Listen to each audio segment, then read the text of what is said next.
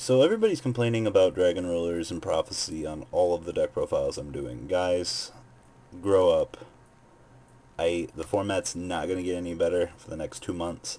You guys are stuck in the same redundant format that we had the last few months in the last list. Guess what? There's just less Prophecy, this time more Dragons. Or Dragunity Rulers, as you guys want to call them. I'm sorry.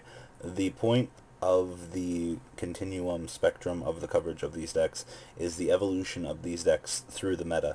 For those of us that do play competitively, many players don't seem to understand this. We like to look at the trends and the times that the deck is pushing through, because if you can see the trend of something and you can accurately predict where it's going to go, you can at least get some kind of divulged information from where it's going on the spectrum, to plan out your prediction to play anti-meta or something like that. Now, a lot of the players don't seem to understand this, and they're like, oh, stop posting Dragon Rulers. The thing is, guys, it's the progression of the evolution that players are interested in about.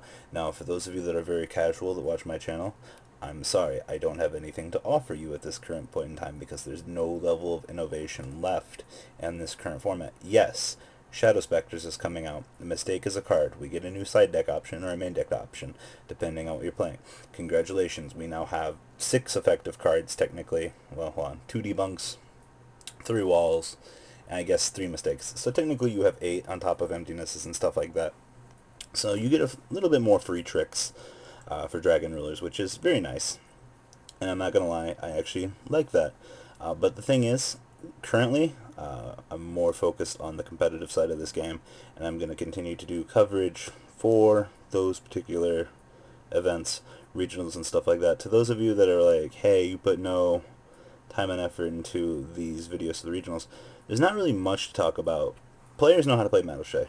Yes, it's true. Players know how to play Black Wings. We discussed this 2 or 3 months ago. Come on, guys. Format shifted over. We know how to play Black Wings. It's the end of October. It's not that hard, guys. The thing is, you all want some kind of content that doesn't hypothetically exist. The thing is, like I said, I'm a competitive player at heart, and I want to know how those Dragon Ruler decks are coming along.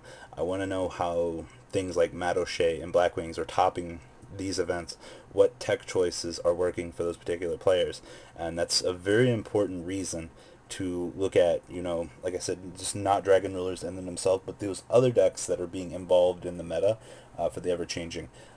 The reason that some deck profiles aren't getting explained is because I expect you, if you want to learn something, I'm giving you guys the core deck profile. I'm expecting you to go out and go try it. I've got 1900 videos. I've explained one time or another how to play these certain decks. Black Wings, it's linear. You play Whirlwind, you play Shura, you recruit for quality. Alright, you're good. You set your Icarus. Good job. You got a 2 for 2 on the board with a recruitable card for the next turn. Plus you can get over something by battle. Your board's set up. You're perfect. You're good to go. Mageline, you do all of your OTK stuff. You go into Invoker, you go into Field Spell, you go into Ticket. You're just set. Like, it's linear, and I don't understand why players get disheartened by this. I can't explain every individual tech choice because we all know the Emptiness, Debunk, Imperial Iron Wall. We all know what they're all there for. They're all to stop the Dragon Ruler matchup. Yes, there are also techs for dragons against dragons. It's all self-explanatory. But to everybody that is getting angry about the current meta, I'm sorry, I'm as fed up with this stuff as you guys are, but you guys are going to have to buckle down and endure it, because I'm not going to stop talking about the current progression of the meta, because this is what this channel's been based on for quite some time.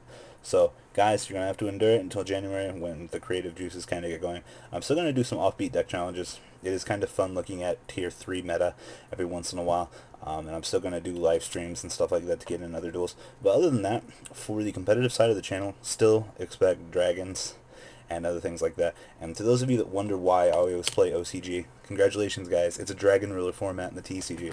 Why would I want to play that shit here when I can go play OCG, play against dragons, and at least I can play anti-meta 3 times a little bit better with triple compulse and double bottomless?